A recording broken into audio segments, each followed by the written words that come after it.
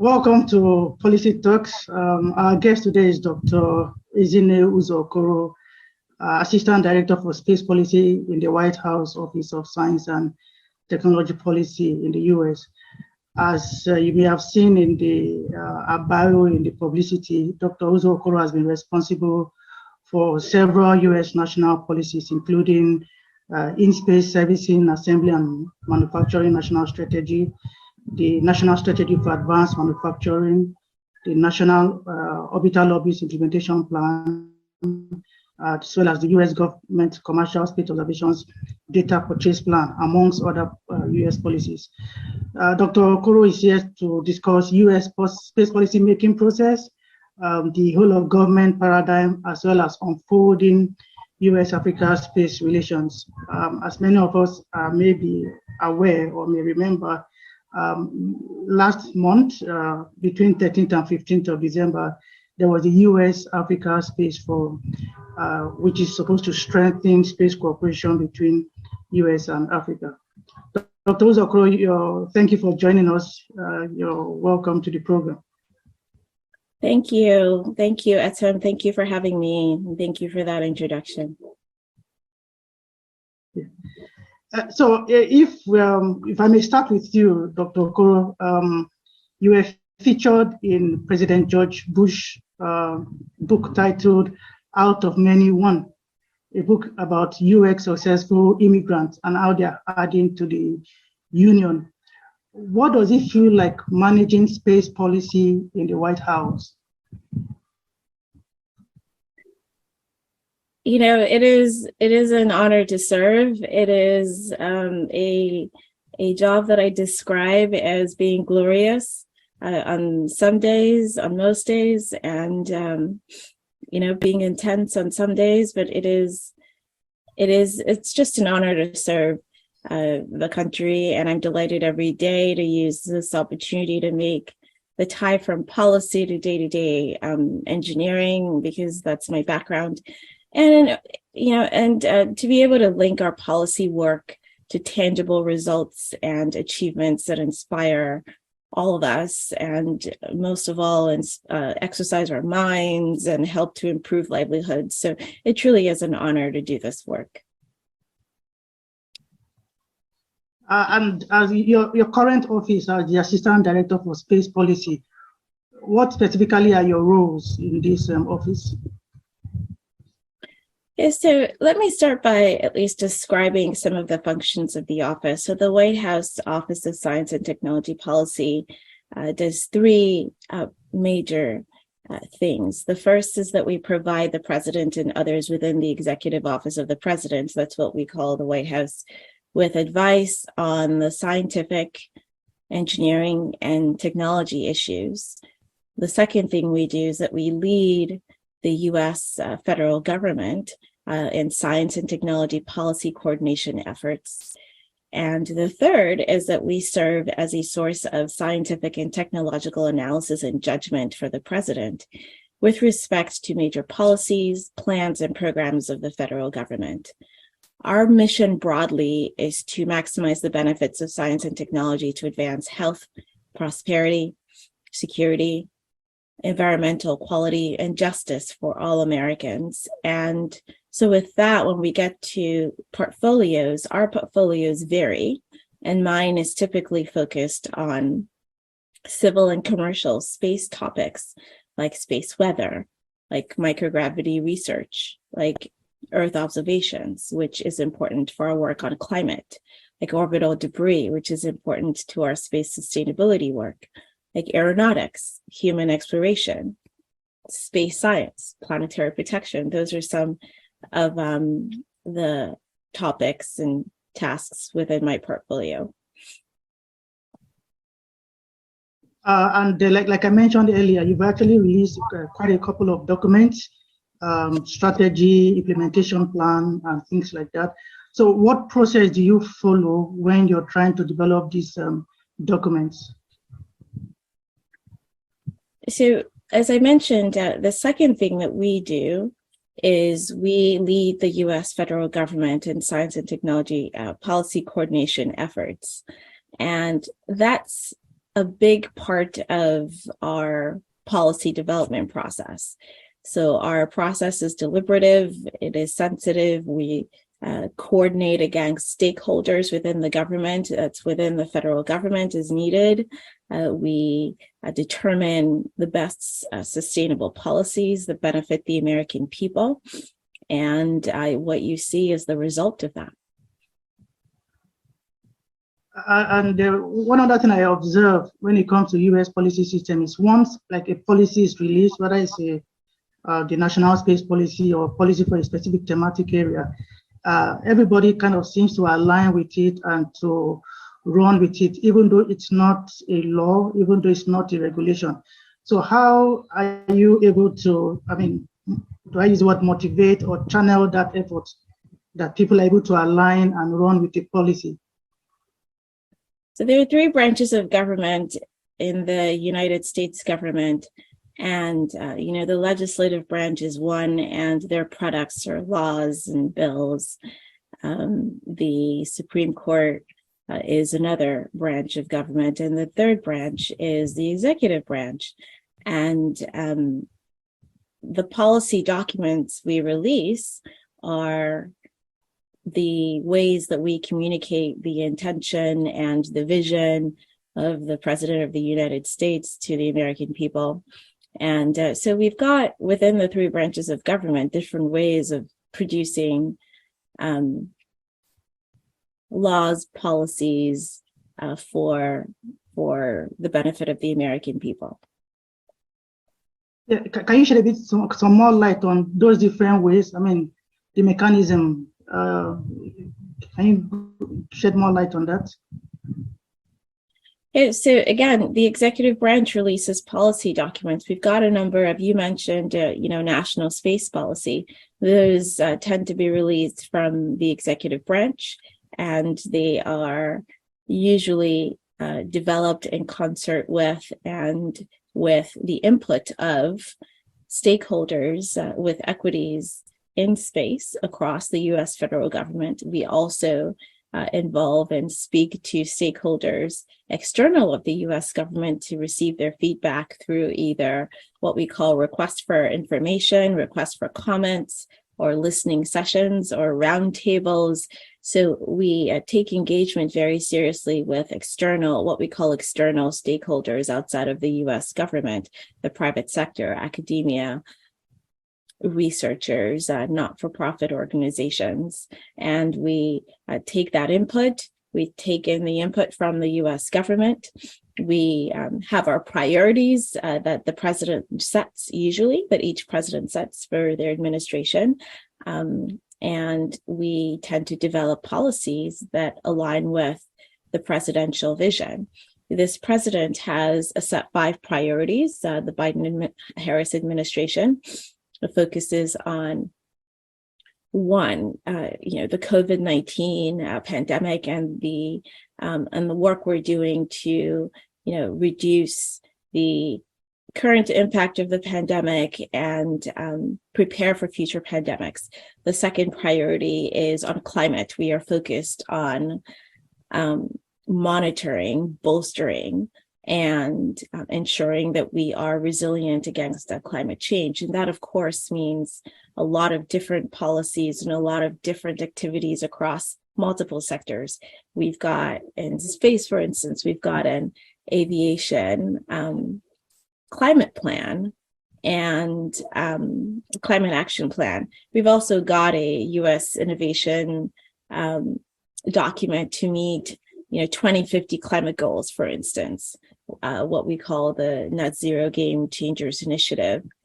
And the third goal we have in the administration is the economy. How are we creating jobs? How are we ensuring that the American economy is strong and growing?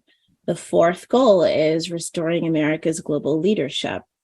How are we working with our international partners? How are we showing collaboration and coordination?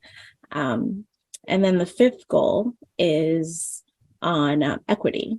This administration cares very deeply about equity in many respects. And so when you look at the output of an administration, they usually strongly reflect the goals and the principles that have been set, the priorities that have been set at the beginning of the administration. So you mentioned my work, or if you take my work as an example, the commercial data purchase plan for Earth observations that aligns with our climate priority, for instance. Some of the work on space weather, on orbital debris, and on capabilities in technology development, like in space servicing, assembly, and manufacturing. All of that work align with our national space policy to ensure that we are using space to advance life here on Earth, which includes creating jobs, which includes remaining a pioneering leader in science and technology. It means that we are continuing to deepen our global coordination and collaboration with allied partners.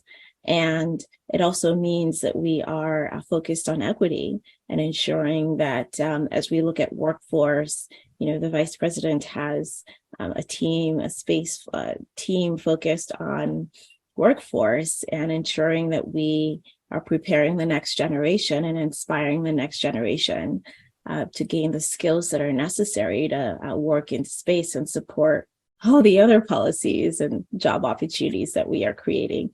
So everything really aligns with the presidential vision and priorities that are set. Okay. Just to give a clearer sense of how things work, your office as the Assistant Director for Space Policy in the White House, how do you interface with other space policy making bodies like the National Space Council? How do such body, and even I think even in the National Security Council, there's also somebody responsible for space policy. So how do you all interface? That's right. You just, mentioned what we call the White House Space Team. So you've got OSTP, my office, and as I mentioned, my focus is civil and commercial space topics, and I am the one who has a strong interest and a lens of science and technology. And then you've got our National Space Council colleagues who have a very strong lens about the broad space policy that encompasses all of us. And then you've got my colleague on the national security side who focuses on national security space. Space is large, so we've got a whole team working on it. Just one more question on that. So you have the space policy making bodies. How do you now interface with the regulatory bodies like the FCC, like the FAA, like NOAA? Yes, so as I mentioned, those are all part of the federal government. The FCC is an independent body, but we interface with them, and we have a relationship where we all communicate. The FAA is under what we call the Department of Transportation, and NOAA is under what we call the Department of Commerce. And we communicate with all the departments and agencies. They usually, if they have equities in a topic, they usually are seated at the table when we're discussing that topic. So we are in close communication on all of these topics, and all of these agencies and departments and independent bodies have a voice in the room. Okay, let's change a bit and talk a bit about the U.S.-Africa Space Cooperation. Like I mentioned earlier, December last year, we had the U.S.-Africa Space Forum, which was one of the events that was held alongside the U.S.-Africa Leaders Summit. What were your expectations from this forum, and were your expectations met? Yes, so on December 13th, 2022, we held our first ever U.S.-Africa Space Forum as part of the U.S.-Africa Leaders Summit convened by President Biden. And this forum discussed how to leverage the peaceful use and exploration of outer space to meet shared goals for the U.S.-Africa relationship here on Earth. And the forum really provided an opportunity to lay the foundation for a future-oriented U.S.-Africa relationship in outer space. So, and those expectations were met. It was, it's something that we are supportive of, and we're glad it happened, and we look forward to more, because it's only the beginning. Okay, so when the announcement was made, there were three main areas that were supposed to come up for discussion at the forum. One was climate change, which is a very strong priority for this government. And then another was about responsible behavior in space. And then another was about commercial space. Can you shed some light on the outcome of the forum with respect to each of these specific thematic areas? Okay, so we discussed the importance of space for solving problems here on Earth, which, as you noted, aligns with our climate priority, aligns with our national space policy. And this includes, we also included relating this to a number of sustainable development goals, again, such as climate action.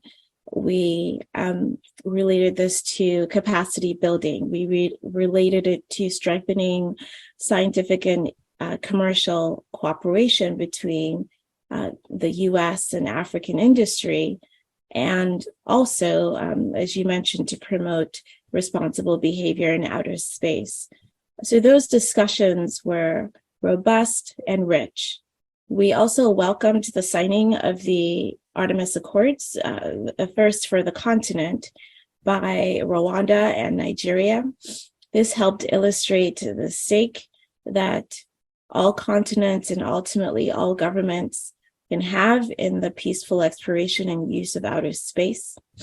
And then on the third area, we were also delighted by the announcements of investments and partnerships by not just a number of U.S. Commercial entities, but also by African governments.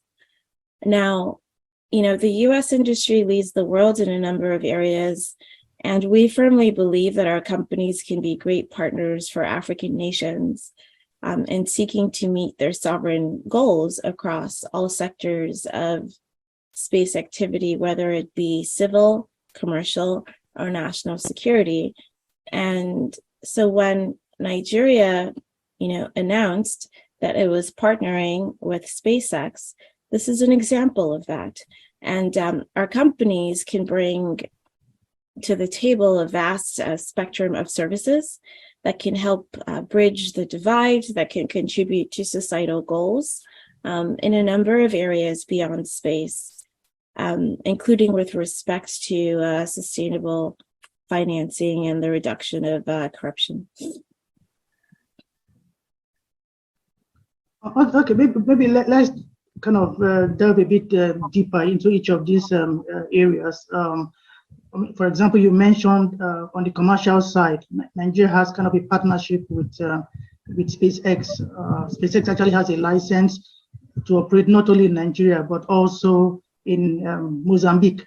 But on the flip side, there are also companies in Africa that can, design and build space systems, subsystems, and even payloads. So the question is, just as SpaceX and some other US companies have access to the African market, do African companies with this kind of capability, do they have access to the US market? And so when the Nigerian government made the announcement to use SpaceX's services, as I mentioned, we see in that an example of government to private sector partnership. And we look forward to more of these examples, like whether it's promoting more industry to industry collaboration so that space products, services, and data from the US can support African goals, but also including African firms of the space value chain. This could include, supporting efforts to help build the space STEM, what we call, our space, time, and skilled workforce area. These efforts could help build them in Africa in a way that meets both of our needs. And, we continue to welcome views. I welcome views in this room on how we can take this work forward and continue in collaboration. But absolutely, African firms are part of the space value chain, and we look forward to more of these examples. Like you mentioned, one of the highlights of the forum was the signing of the Artemis Accords by Rwanda and Nigeria. What does the signing of these Artemis Accords, what does it mean for Africa, or Africa's participation in space, or Africa's space exploration?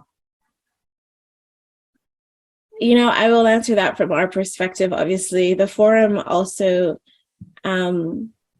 celebrated and welcomed the signing of the Artemis Accords by Rwanda and Nigeria, making them the first signatories on the continent. And through their signatures, this reaffirmed Rwanda's and Nigeria's commitment to safe, sustainable, and responsible exploration and use of outer space.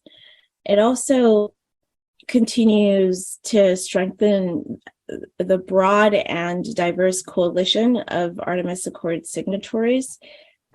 We've got over 21 countries now who are working together to achieve a historic and ambitious vision for human space exploration. But one has to also look at this from the lens of leadership. And these countries are leading in the continent because, as mentioned, the Artemis Accord strengthens the broad and diverse coalition of international partners and signatories. And when we have more nations working together, what we can achieve together is, again, a historic vision for human space exploration. So Nigeria and Rwanda, as they signed the Artemis Accords, will they also participate in the Artemis program, since there's a close connection? I mean, if you're participating in the Artemis program, it appears you just have to be a signatory to the Artemis Accords. So with Nigeria and Rwanda signing the Artemis Accords, will they participate in the Artemis program? So the Artemis program is different from the Artemis Accords, and we are welcome to collaborative efforts. We're welcome to ideas and ways that we can work closer together. But this is the start of us deepening Africa's role in the promotion of long-term sustainability of outer space activities. It's the first step in strengthening global governance of space activities, and, as mentioned before, promoting responsible behavior in outer space. So it is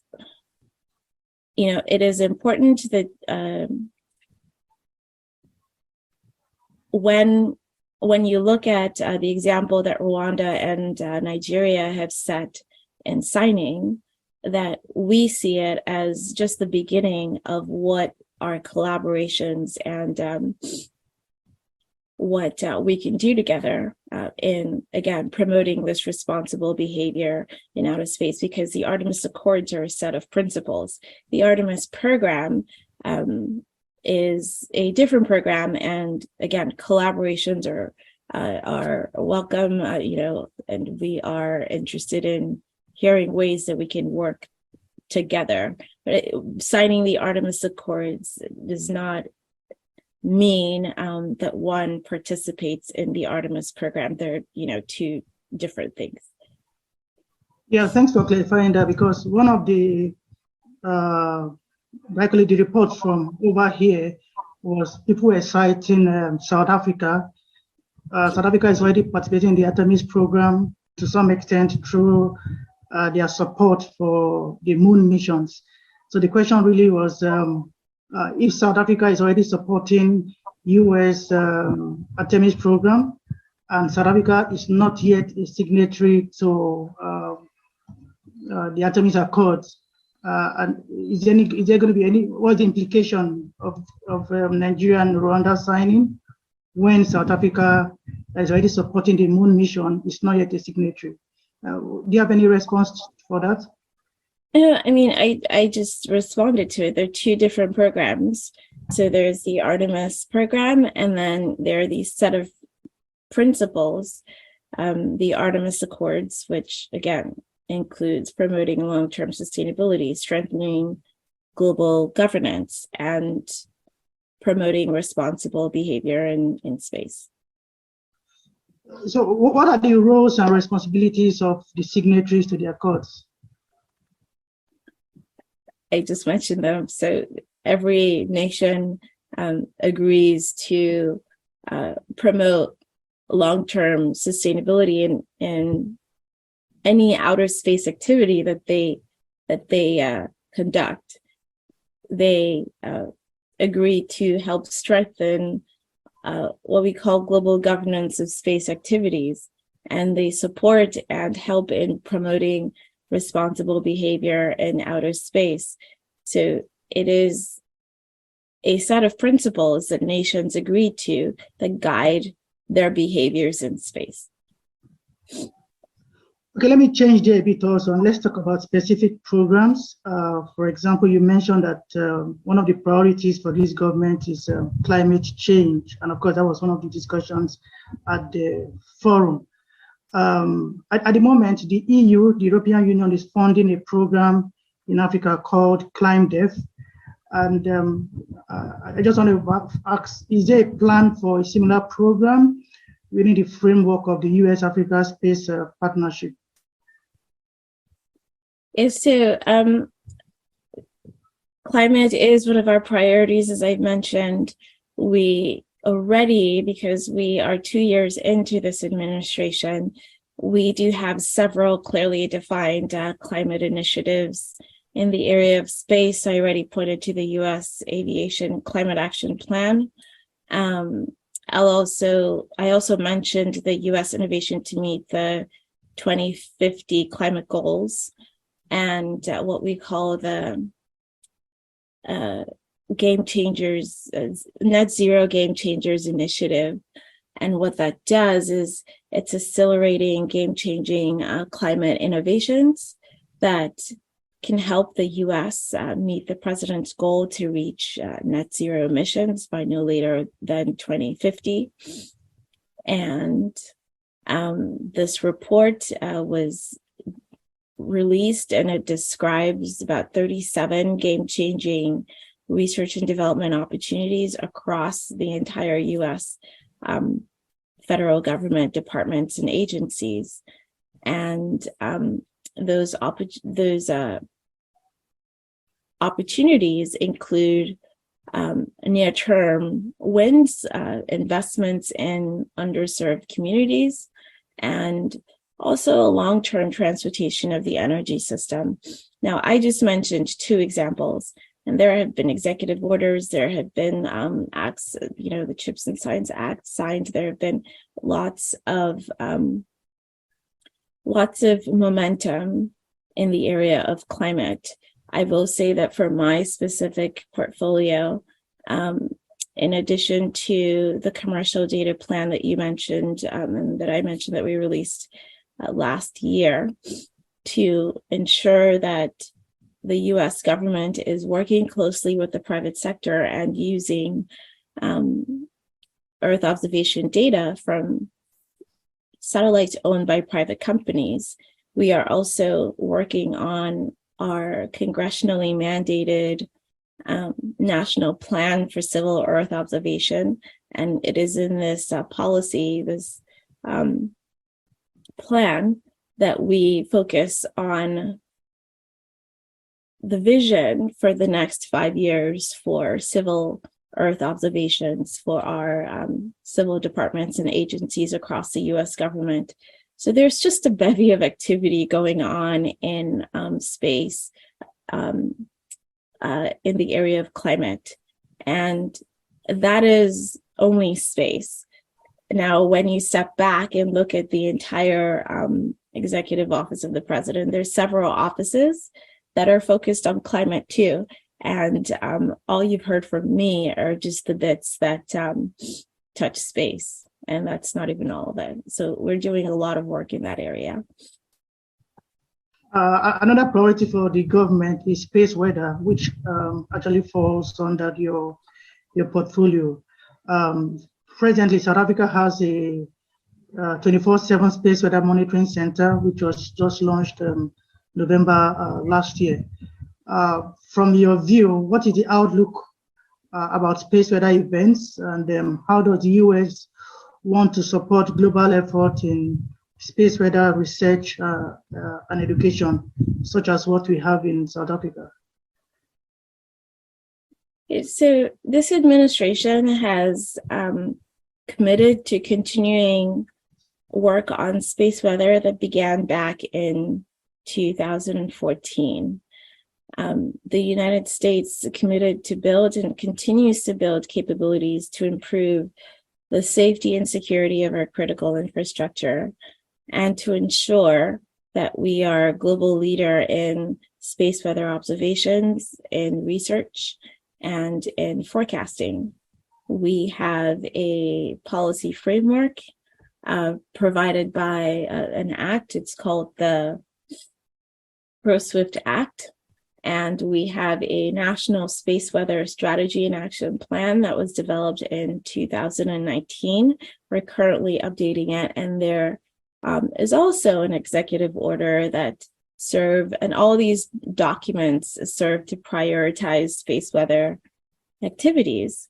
More recently, in December of 2021, when the administration released what we call the United States Space Priorities Framework, this document lists our space priorities for this administration. And in it established a priority to protect both space-related and terrestrial critical infrastructure from space weather events. And so this is a topic that continues to be a priority for us, and one that we work, you talk about the monitoring center that's on 24/7. We've got several of those here in the United States as well. And we've got academic programs where our researchers work with principal investigators at universities, and their students get an opportunity to learn about space weather and heliophysics and the effects of extreme weather in space, and continue to research and contribute to the space weather body of knowledge and the space weather enterprise, which doesn't just include academia and the federal government, but also the private sector. So in line with that, do you see any potential areas of collaboration between the US and facilities like the one in South Africa? There are also facilities in Nigeria, in Kenya, on space weather research. Are there potential areas of collaboration? I'm not familiar with all those facilities, but we are, as mentioned, open to collaborative work across any space domain.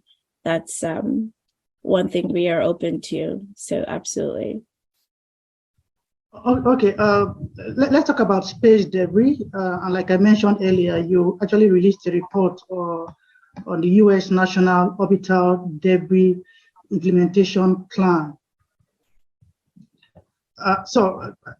Presently, there are several frameworks for reducing space debris, yet the threat from space debris is still on the increase. So from your point of view, what regulatory gaps do you still see existing, and what suggestions do you have towards filling up those gaps? Yeah, so let's talk about I'll give you two answers. I'll give you a short answer and a long answer. The short answer is we are leading by example. Last April 2022, the vice president made an announcement that we are banning anti-satellite tests in space. And there is work currently ongoing within our team on developing rules of the road for mission authorization. So the announcement by the vice president is our way of leading by example, and other nations, some nations have come forward and made the announcement as well. So there are multiple ways one can tackle a problem, right, on an international level. One is leading by example, which we're doing. Another is bilateral conversations, which we're having all the time. And another is these multilateral conversations. And the multilateral conversations are also ongoing through the UN and take quite a bit longer. But I think that we have shown that we are working on several fronts to ensure that this problem is tackled. And now the long answer, I'm going to step back a bit and go back to as far as the 1980s. You know, the US and other nations have taken a number of steps to address space debris, but we understand that more work is needed. And when you look back to the 80s, the Department of Defense and NASA jointly began to develop policies and strategies to mitigate debris. NASA developed and continues to be the lead agency for what's called the Orbital Debris Mitigation Standard Practices. It's called ODMSP for short. These are practices or guidelines that were first developed in 2001 and were updated again in 2019 and might be updated again soon. Since 2005, the Department of Defense has developed a space situational awareness program for partners and non-governmental entities to obtain location data on space objects. They still run this program today. Now, this catalog of objects still remains to be the most comprehensive public catalog, though private industry is building their own catalog of objects. And then when you spring forward to 2018, there was a Space Policy Directive 3 that was signed and developed by the White House and signed and discusses the importance of orbital debris. And that's the reason that the Orbital Debris Mitigation Standards and Practices was updated. And the Department of Commerce, through agencies like NOAA, are taking on more space situational awareness and space traffic management responsibilities. And there are other regulatory bodies, namely the FAA, the FCC, that are updating their regulations to be in line with the orbital debris mitigation standards and practices. And finally, you know, these standards and practices is in law for everyone. The Department of Defense and NASA have agency policies that state that they follow it also. So what has worked, you may ask? You know, one other piece of history, in 2018, the United Nations, through the United Nations Committee on the Peaceful Use of Outer Space, UN COPIUS, developed long-term sustainability guidelines for space. So when you look at all of this body of activity, including the international community, the IADC adopting these orbital debris mitigation standards and practices in 2002, what has worked? While these standards and practices are largely viewed as a success, it was built on a bottom-up effort from the United States. It was adopted by other countries, as I mentioned, through the IADC, so from top down. And then it gets adopted by our federal departments and agencies like the Department of Defense and NASA at the policy level. Space debris is an international problem, but the United States has an opportunity to lead, as we did with the orbital debris mitigation standards and practices. And we will continue to do that. We will continue to lead by example. We will continue the multilateral process through the UN COPIUS, because that brings spacefaring nations together. And we will also continue bilateral conversations. One more question about the US-Africa Space Cooperation. Shortly after the forum, President Biden appointed Ambassador Johnny Carson to oversee the implementation of the outcome of the US Leaders Summit. With respect to space and astronomy, what is he expected to do specifically? So the forum should be viewed as a catalyst for taking our relationship forward in various areas, and not a one-off event. And moving forward, I hope that we will continue to see deepening engagement across all space sectors on both sides. For instance, we should seek to deepen Africa's role in, again, promoting long-term sustainability of outer space activities, of strengthening global governance of space activities, and in promoting responsible behavior in outer space. For example, I hope that additional African governments will follow the leadership demonstrated by Rwanda and Nigeria in signing the Artemis Accords. It has to be noted, and our African colleagues have to be thanked for their strong support of a recent US resolution at the UN General Assembly on the destructive direct ascent anti-satellite missile testing. And so again, we see examples of African nations leading by example, African nations in a multilateral space, working collaboratively for resolutions to be a success. And we hope to see more of that. And that's from our point of view is what we intend to see as an outcome of the Space Forum.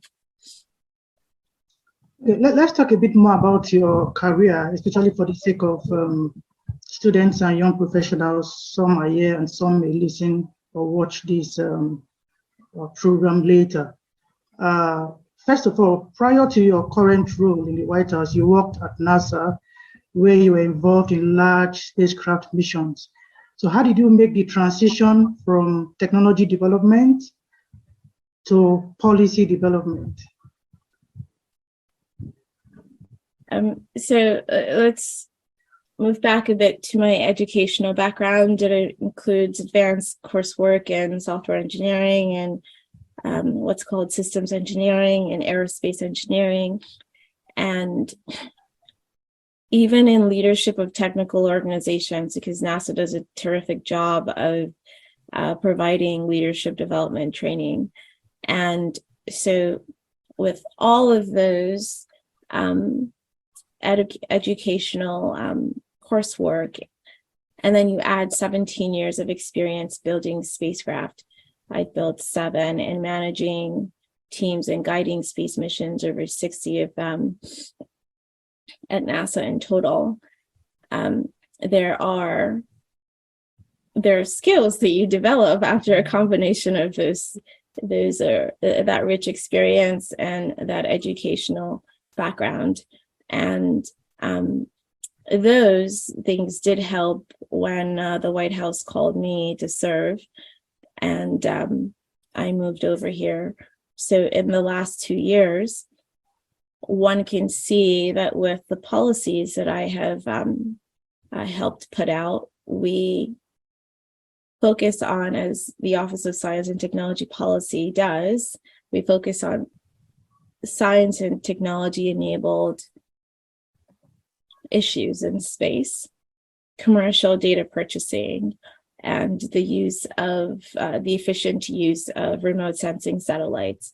We focus on in-space servicing, assembly, and manufacturing, where we expanded, fields that used to be called on-orbit servicing that focused on activities on orbit. And we said, well, why not expand it to what happens on the surface of the moon and what happens on the surface of Mars and on different orbits? Why don't we all build multi-use capabilities and technologies?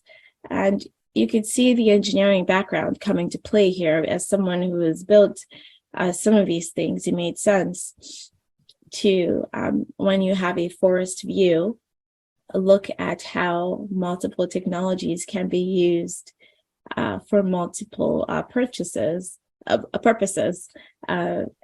I'll give a specific example. If you think of a robot arm that one can use to grapple a satellite in low Earth orbit, for instance, could that robot also be repurposed to build a habitat on the surface of the moon, or contribute to some of our Mars missions? And so what you really see is the engineering background providing a great foundation and support to help my policy work. And it did help my policy work very well. If I were to recommend 3 things, I think it would be, 1, putting your head down. That's what I did. People tend to give you advice based on what they themselves did. So I put my head down and I was relentless in demanding excellence in my pursuits. That has served me well. I learned how to learn from mistakes, not just my mistakes, but others' mistakes, so that I could make better choices. And then at some point, one has to start thinking about the larger picture. So while you're head down, in engineering, whatever your field is, gaining competence, you've got to look at the path, what you need for ascending. And so the third thing I would say is eventually one has to develop a brain trust. Even if you haven't met people, they can be in your brain trust through their books and their interviews and videos online. There, is a wealth of information online that one can use to determine what path you want to take and learn from the paths others have taken to transition, whether it's from engineering to policy or, engineering to law or whatever you have. So for somebody who wants to build a career in space policy, what advice? You had an engineering background. Is it very compulsory? Is it very necessary for a successful career in space policy?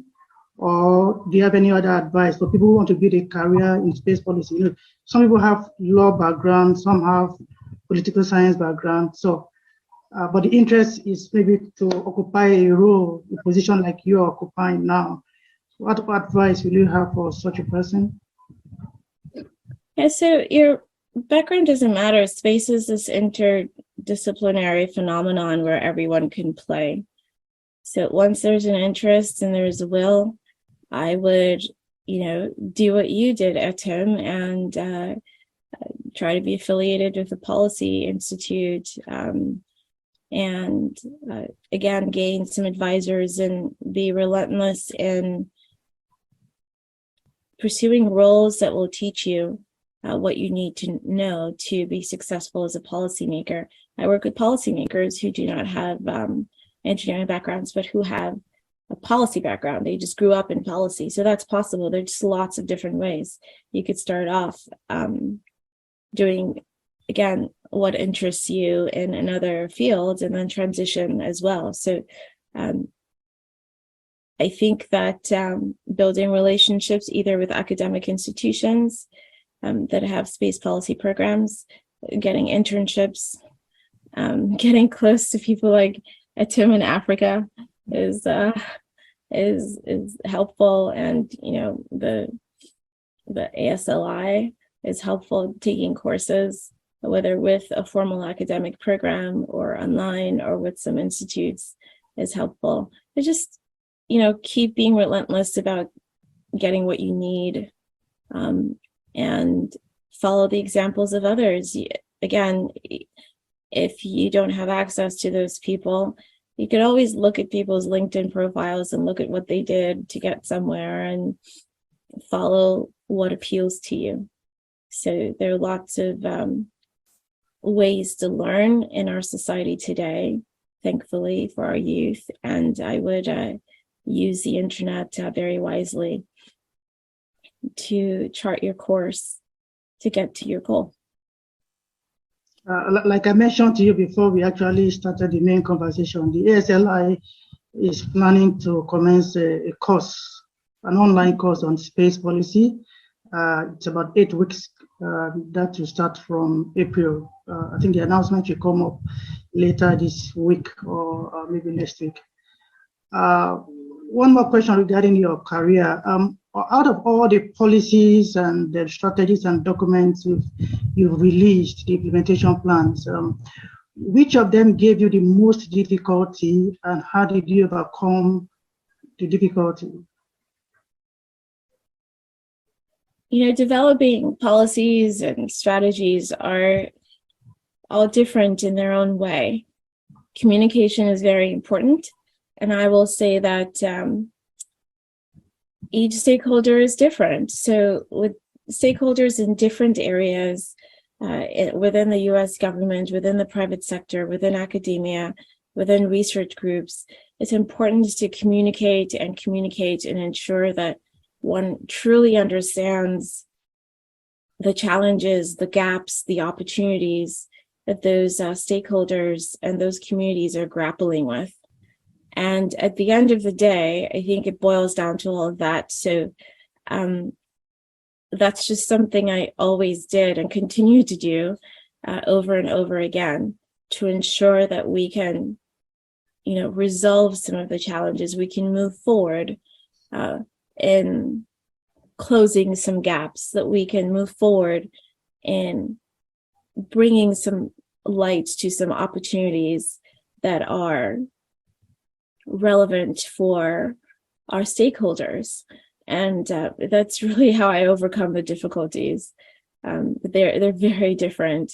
I don't know that I could pick one that was the most, it's just very different. Communication really shows me the way every time without fail. Okay, just one or two questions before we round up. I'm checking the time. Let's look at the year 2023. We are still very much early. So from your view as an expert and from the platform where you are standing, what are the global issues of concern we should be looking out for in the course of the year? So we focus on priorities, and I'm going to answer the question with that framing. So for the year, we're looking at what we can do with increased economic growth and job creation. We're looking at what we can do with restoring more of America's global standing. We're looking at what more we can do with climate, our work on climate. And when you look at lots of the challenges, and there are many, one has to determine what resources and what challenges we're going to focus on. And those priorities guide our decisions on what priorities we're going to focus on. But you could pick any of those priorities and flip them into challenges, right? And think of the challenge of climate change, think of the challenge of the COVID-19, the coronavirus. You could think of the challenge of increasing global collaboration and coordination. So I like to think about it positively in terms of what we're prioritizing and what we can solve, rather than making predictions on what the year is going to bring. We do have some areas that we are paying close attention to, but I would think that it's in attacking the year. My approach is to focus on what we can solve based on our priorities and be ready for things that we did not expect, because those are usually the areas where one has to dig deep and come up with solutions and close gaps that were not anticipated. So that's the way I tend to look at it, because if you're focused or when you are focused on challenges that meet your priorities and that you can solve, then you have the bandwidth and the energy to put to urgent matter of day that one did not anticipate. Okay, perhaps my last question would be, what does the future portend for Africa's space exploration and development? That's a question I would love to hear the answer from, our African colleagues, not necessarily from us. We see a future that we hope is collaborative and that includes a lot of opportunities for working together and showing leadership in all the elements we talked about before, whether it's long-term sustainability, whether it's global governance, and being an example of sustainable, responsible behavior in outer space. But I think that we are looking to our African colleagues to let us know how we can strengthen the relationship between U.S. departments and agencies and space organizations in Africa, whether these are long established or newly emerging. We welcome additional cooperations from, again, not just space organizations in Africa, but both newly formed and existing African space agencies.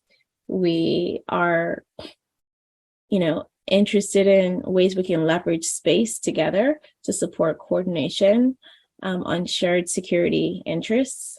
We didn't talk about security in depth, but we have a wealth of experience in using space capabilities from across all sectors to meet our security needs.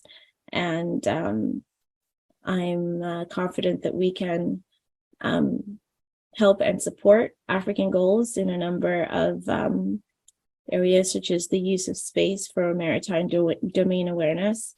So we're really looking for our African colleagues to lead and let us know how we can work together here. Okay, thank you, Dr. Uzo-Okoro, for talking to us on the program. And well, you've kind of put the challenge back to us, so I think the African colleagues will respond in due time. Thank you very much for your time, and we look forward to speaking with you some other time. Once again, thank you for having me.